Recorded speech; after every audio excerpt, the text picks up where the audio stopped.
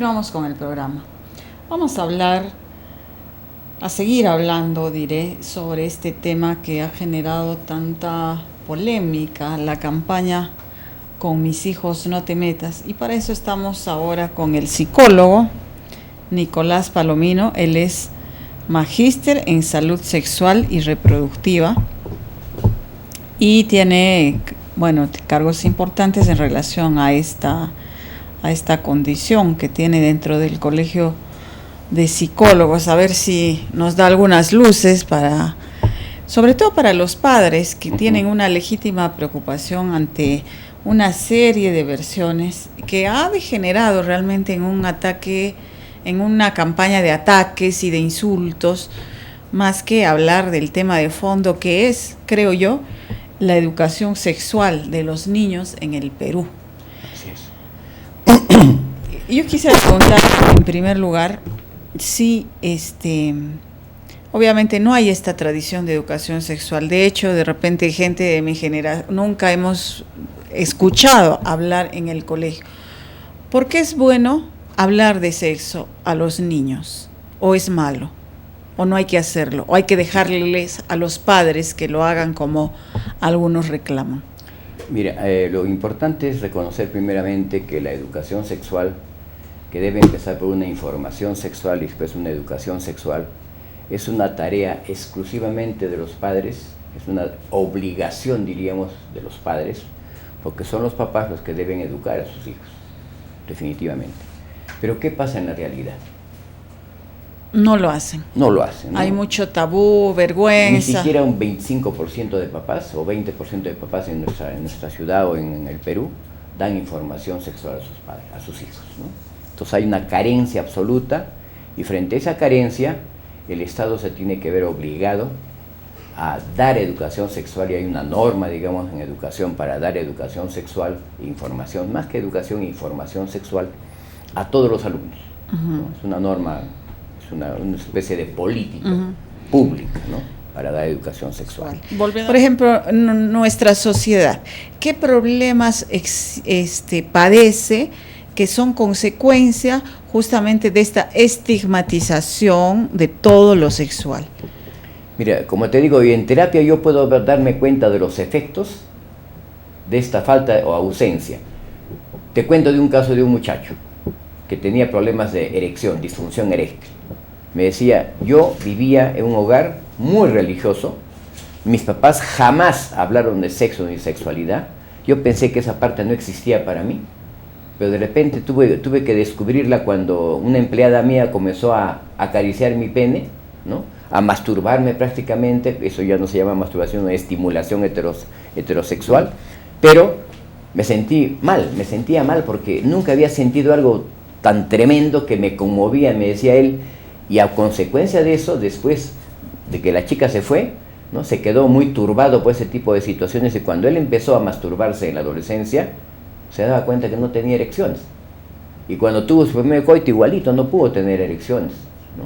Pero sobre la base de esa desinformación o de ese no hablar de sexo, que implica que el niño se dé cuenta que hay una parte de su cuerpo que no se habla. Y si no se habla es porque es prohibida o es tabú. O sea, es lo mismo, ¿no? Y entonces, ¿qué porcentaje de la población? En realidad se dice que somos una sociedad enferma. Hay problemas de constitución familiar, hay mucho machismo, abandono de hijos, hogares monoparentales, y eso de repente pues se basa en todas estas especies de prohibiciones, traumas que traemos en la niñez. ¿Cuánto de nuestra población cree usted que es sana sexualmente y cuánta está con problemas? Mira, si yo solamente me atengo a esta investigación que yo hice, si un niño tiene opiniones negativas frente a su sexualidad, que en el fondo implica decir que tiene actitudes negativas frente a su sexualidad, a eso se llaman actitudes erotofóbicas, fobia a lo sexual, ¿no? Entonces, definitivamente, ¿esto qué implica? Que la persona no quiere saber nada de su sexo, lo detesta, ¿no? Entonces, Y es imposible que una de personas, persona se desarrolle integralmente, sea feliz, viva una vida plena sin ese aspecto no, esencial, ¿no? definitivamente no, porque tú sabes que no solamente tenemos salud física, no solamente hay salud psicológica, no solamente hay salud social, también tenemos salud sexual. Y si la persona no tiene salud sexual, en el fondo no va a tener salud en general. En Arequipa, en el siglo XXI, ¿cuántas personas pueden decirse que son sanas? ¿Qué porcentaje de la población? No creo que llegue a un 30%, definitivamente. Y eso también luego deriva en otros problemas de relaciones sociales. ¿Qué más puede ocasionar el hecho de que no seamos personas que vivamos sanamente nuestra sexualidad? El hecho de que no vivamos sana tiene que ver con que tenemos una serie de mitos sexuales, o sea, estereotipos sexuales, o sea, cosas negativas frente a la sexualidad. Y eso nos hace ver, digamos, nuestra sexualidad como algo que tenemos que temer en el fondo, en vez de gozar de la sexualidad, porque la sexualidad tiene pues un coeficiente de placer muy alto, que es un orgasmo sexual, y todo el mundo sabe, los científicos saben que el orgasmo es un tremendo reparador de la salud en general y que puede tener una serie de efectos muy positivos. Para el desgaste energético que tenemos en un orgasmo solamente gastamos 4 calorías, ¿no? Pero sin embargo el efecto es muy positivo. La producción de endorfinas en el cerebro hacen que el ser humano, cuando tiene un orgasmo, sea masturbatorio o sea coital, definitivamente se va a sentir bien, se va a sentir cómodo, se va a sentir un poco feliz. Eso nos hace felices en el fondo. Entonces, definitivamente todos los males, los embarazos antes de tiempo, embarazos adolescenciales, etcétera, o los problemas de disfunciones sexuales o desviaciones sexuales, están causadas por esta desinformación sexual. Ahora, ¿cuál es el origen realmente de esta desinformación? Todas las religiones en el mundo, sean católicas o sean cristianas, toda religión está en contra de la sexualidad, y peor aún, en contra de las sexualidades que son no reproductivas, como la homosexualidad o el lesbianismo. Son las primeras que están en contra de todo lo que significa el avance sexológico, porque la sexología es una ciencia tan igual como la psicología, ¿no? Entonces yo creo que tenemos que aprender a mirar de otra forma nuestra sexualidad, porque para que las personas entiendan, nuestra sexualidad la vamos construyendo desde que nacemos. ¿Y quiénes nos la construyen? Nuestros padres a través del lenguaje, ¿no?